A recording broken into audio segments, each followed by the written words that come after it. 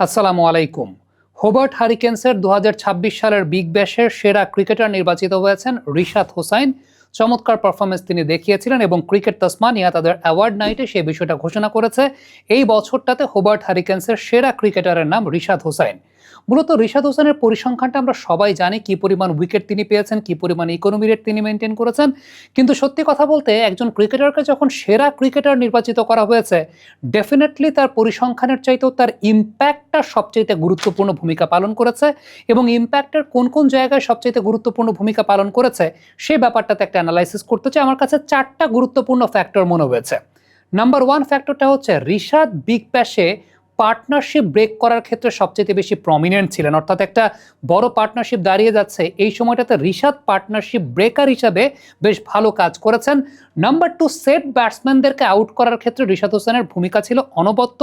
Number 3, partnership break করার assist করতে রিশাদ বেশ ভালো কাজ করেছেন। নাম্বার 4, বড় নামগুলো বা পটেনশিয়াল নামগুলো যারা হয়তো বা বড় ইনিংস খেলতে পারেন বা যে ব্যাটসম্যানগুলো টিকে গেলে মোটামুটি খবর আছে, এই সমস্ত ব্যাটসম্যানদেরকে maximum number of occasions Rishad out করেছেন, যেটা এই বিগ ব্যাশে রিশাদের ইম্প্যাক্টের ক্ষেত্রে সবচেয়ে বড় জায়গা ছিল। 1 নম্বর পয়েন্টটা দিয়ে শুরু করছি, সেটা হচ্ছে পার্টনারশিপ ভাঙার ক্ষেত্রে। দেখেন, টি-20 ক্রিকেটে 20 রানের বেশি পার্টনারশিপ হয়ে যাওয়া মানে কিন্তু একটা পটেনশিয়াল পার্টনারশিপ গ্রো করছে, তাই না? রিশাদ এই বিগ ব্যাশে সর্বমোট 8টা 20 রানের অধিক পার্টনারশিপ তিনি ব্রেক করেছেন। সিডনির সঙ্গে একটা ম্যাচে, সিডনি সিক্সার্সের সঙ্গে ম্যাচে 5 বলে 15 রানের আরেকটা পার্টনারশিপ ব্রেক করেছেন, যেটা মূলত বেশ ভালো পার্টনারশিপ দাঁড়িয়ে যাচ্ছিল। অর্থাৎ সর্বমোট 9টা সিগনিফিক্যান্ট পার্টনারশিপ রিশাদ কিন্তু ব্রেক করেছেন, যেটা বেশ ভালো দিকে এগোচ্ছিল বা দলের রানটাকে অনেক বড় করে ফেলছিল। আমরা একটু পার্টনারশিপগুলো একে একে দেখতে চাই। প্রথমত, মেলবোর্ন স্টার্সের সঙ্গে 46 রানের একটা পার্টনারশিপ তিনি ব্রেক করেছিলেন থমাস রজার্সকে আউট করার মাধ্যমে, এবং 33 বলে 46 রানের একটা পার্টনারশিপ দাঁড়াচ্ছিল, যেটাকে তিনি ব্রেক করেছেন।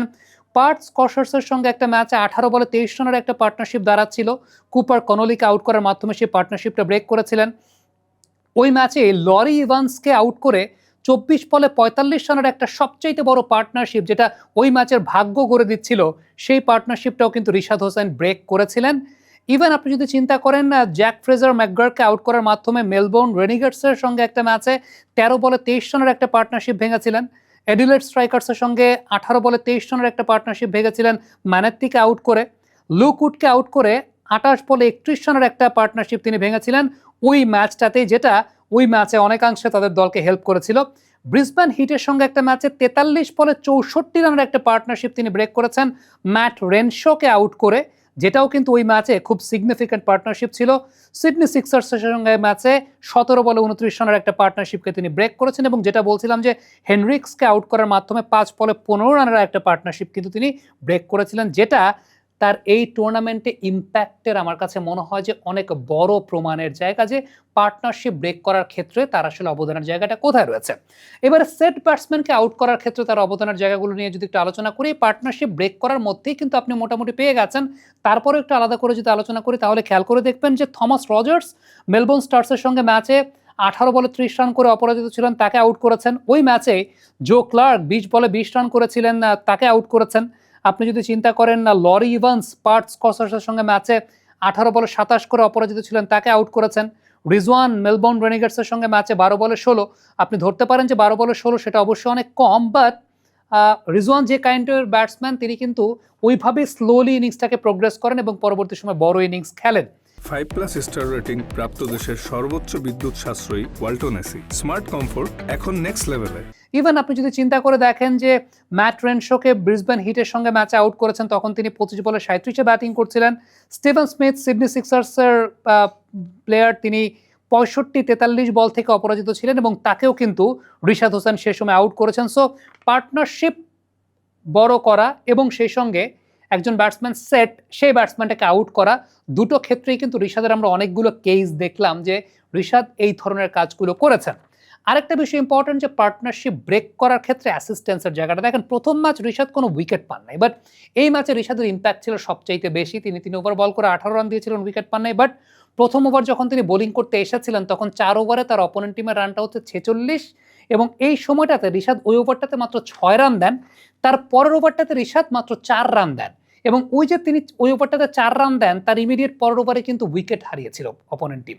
অর্থাৎ তার ইমিডিয়েট পরের ওভারটাই উইকেট গিয়েছিল। তিনি যে 2 ওভারে 10 রান দিয়ে যে প্রেশারটা রেখেছিলেন, ওই 10 রানের প্রেশারে একটা বেশ ভালো স্টার্ট পাওয়া দল পরবর্তী সময় কিন্তু 10 ওভার শেষে ৭৯ 4 উইকেটে হয়ে যায়। অর্থাৎ তাদের রান রেটটা ছিল 10 এর উপরে, সেটা কিন্তু চলে আসে 7.9 এ। সো এটা একটা অনেক বড় ফ্যাক্টরের জায়গা ছিল যে প্রথম ম্যাচে রিশাদ উইকেট না পেলেও ইম্প্যাক্টটা জেনারেট করেছেন, উইকেট তোলার ক্ষেত্রে সহযোগিতা করেছেন। 4 নম্বর যে ফ্যাক্টরটা বলবো সেটা হচ্ছে বড় ব্যাটসম্যানদেরকে আউট করা। স্টার্টিং উইথ স্টিভেন স্মিথ, তাকে আউট করেছেন রিশাদ, সেটা আমরা দেখতে পেয়েছি। মজেস হেনরিক্স, তাকে আউট করেছেন।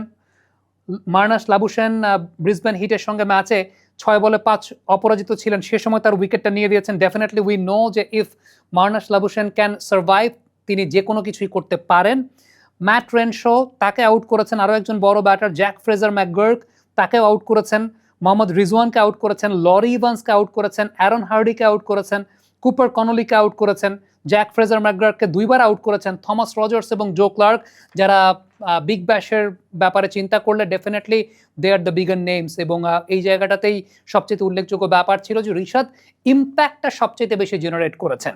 সো আমার কাছে ব্যক্তিগতভাবে মনে হয় যে রিশাদকে কেন বিগ ব্যাশের সেরা ক্রিকেটার হিসেবে তার দল নির্বাচিত করেছে বা তাসমানিয়া ক্রিকেট নির্বাচিত করেছে তার ওই পার্টিকুলার টিমের জন্য, সেটার পেছনে সবচেয়ে বড় কারণটা আসলে রিশাদ যে পরিমাণ ইম্প্যাক্টটা জেনারেট করেছেন এবং যে ফ্যাক্টর আমি বললাম যে আসলে পার্টনারশিপ ব্রেক করা, সেট ব্যাটসম্যানকে আউট করা, পার্টনারশিপ ব্রেক করতে সহযোগিতা করা এবং মানে একদম ওভারঅল যদি আমি চিন্তা করি তাহলে সবচেয়ে ইম্পর্টেন্ট ব্যাপারটা হচ্ছে যে সমস্ত ব্যাটসম্যানরা potential batter who can score big runs, ওই ব্যাটসম্যানদেরকে আগেভাগে আউট করে দেওয়া। So all together the 4 important factors which actually forced the authority to provide that kind of award to Rishad Hossain, এবং যেটা আমাদেরকে আসলে সত্যিকারের অর্থে অনেক বেশি মাত্রায় গর্বিত করেছে।